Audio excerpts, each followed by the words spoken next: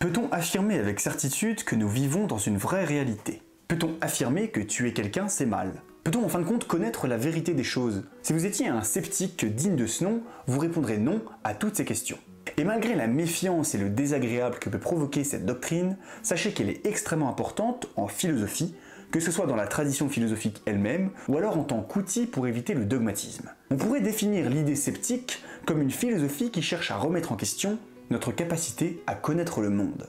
Le mec qui est à l'origine de cette doctrine, c'est Pyrrhon d'Hélice, dont l'activité philosophique se situait autour de 320 avant Jésus-Christ. Bon, et comment vous dire que notre cher Pyrrhon, il est plutôt passif? Ce que j'entends par là, c'est qu'il a décrété que tout ce qui se passait autour de lui, que ce soit dans l'esprit ou dans la réalité physique, pouvait être faux. Peut-être bien que ses sens le trompent. Tout du moins, on ne peut pas leur faire confiance. Et ça le mène à vivre dans une indifférence complète aux choses. Il vit, disons, comme une âme libre qui fait ce qu'il a envie de faire, comme il a envie de le faire, parce que les choses n'ont pas de caractère moral. Une chose n'est pas meilleure qu'une autre, un désir n'est pas plus noble qu'un autre. Cette indifférence était pour le coup bien réelle, hein. Il faisait tout sans faire attention à rien, et même des choses dangereuses, et la plupart du temps, c'était ses disciples qui le suivaient sans cesse, qui pour éviter la catastrophe, avaient l'habitude de gérer les choses du monde extérieur qui pouvaient lui causer du tort. Ils étaient là pour le ramasser s'il tombait, pour le surveiller s'il se mettait en danger, etc. En un sens, le pyrrhonisme se rapproche beaucoup d'une forme de relativisme qui admet que la vérité n'existe que relativement aux personnes qui la pensent.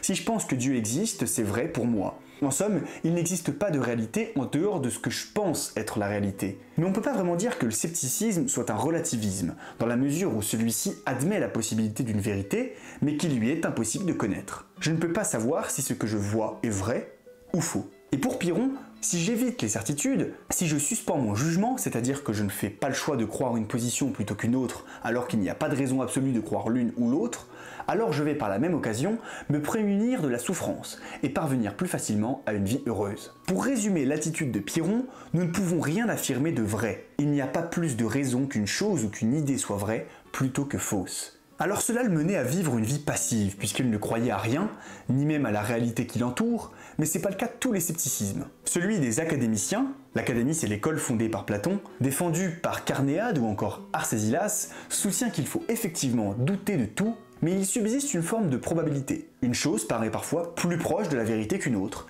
et c'est cela qui doit guider notre action. Car la suspension du jugement, c'est bien, mais si ça nous empêche d'agir dans un sens ou dans l'autre, alors il n'y a selon eux aucun intérêt à le faire. Et si Pyrrhon n'a rien écrit, on connaît peu ou prou sa doctrine grâce à un philosophe du IIe siècle nommé Sextus Empiricus, qui développera la pensée sceptique de Pyrrhon notamment dans les esquisses pyrrhoniennes. Dans cet ouvrage, il introduit les tropes sceptiques, c'est-à-dire des modes de pensée sceptiques qui servent à détruire toutes les thèses que l'on pourrait croire vraies de manière indiscutable. Il y en a 5 célèbres qu'il attribue à Agrippa, sceptique et consul romain. Ces 5 modes sont les suivants. 1. Le désaccord. 2. Le relatif. 3. L'hypothèse. 4. La régression à l'infini. 5. Le cercle vicieux. Pour vous expliquer chacun de ces modes, nous prendrons un exemple que vous allez sans aucun doute trouver exagéré, puisqu'il semble être factuel. Et vous vous doutez bien que c'est un choix de ma part de prendre un exemple pareil. Prévention faite, parlons de la prise de la Bastille durant la Révolution française qui a eu lieu le 14 juillet 1789. Mon but va être de vous démontrer que cela peut être faux. Allons-y. Vous m'affirmez que la prise de la Bastille a eu lieu le 14 juillet 1789. Mode 1, le désaccord. Non, la prise de la Bastille n'a pas eu lieu le 14 juillet 1789. En fin de compte, pour toute thèse que vous me partagez, il existe son opposé, une antithèse. Il est possible que ce ne soit pas le cas, dans ce cas-là, il faut suspendre son jugement. Deuxième mode, le relatif. Oui, enfin ça c'est votre avis, hein. Moi je crois plutôt qu'elle a eu lieu le 6 mars 1612, ou même qu'elle n'a pas eu lieu d'ailleurs. L'idée ici c'est de dire que votre affirmation n'est valable que pour vous, mais pas forcément pour quelqu'un d'autre. D'ailleurs si je n'ai pas votre calendrier et que je compte les jours différemment, alors ce ne sera pas la même date. Mode 3, l'hypothèse. Qu'est-ce qui vous fait dire qu'elle a bien eu lieu? Bah les historiens l'ont découvert, il y a même des traces écrites datées. Oui d'accord, mais ils ont très bien pu se tromper, et les écrits ont très bien pu inscrire une autre date. L'idée en jeu ici, c'est de dire que l'hypothèse que soutient votre thèse n'est pas plus sûre que votre thèse elle-même. Votre thèse que vous croyez stable réside sur une justification qui, elle, ne l'est pas. Mode 4. La régression à l'infini. Vous me dites qu'il y a des écrits contemporains de l'événement qui mentionnent la date de cet événement. Mais qu'est-ce qui me prouve que ce sont les bonnes dates qui sont inscrites?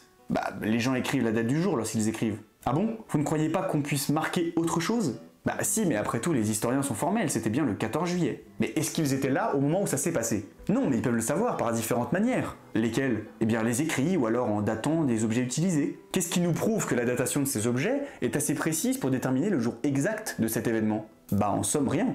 Alors suspends ton jugement. Vous voyez bien l'idée ici, hein. Lorsqu'on énonce une thèse, elle part d'un nombre d'hypothèses énormes qui peuvent être réduites jusqu'à l'infini.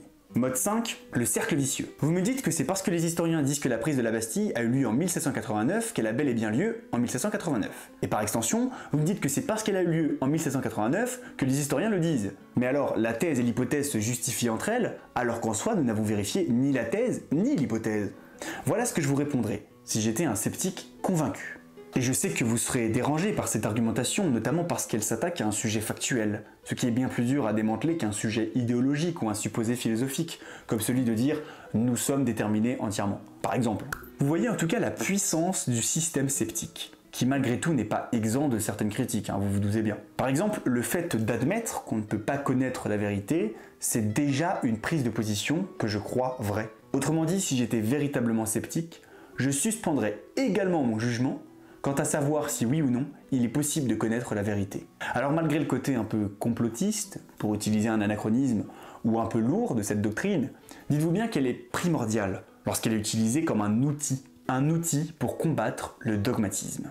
Le dogmatisme, c'est lorsque la pensée s'appuie sur des dogmes, des vérités fondamentales qu'on ne peut contredire. Et lorsque le dogmatisme affirme quelque chose sans aucune certitude, simplement par croyance, eh bien le scepticisme a au moins la vertu de dire non. Je n'accepterai pas de croire quelque chose sans en avoir la certitude absolue.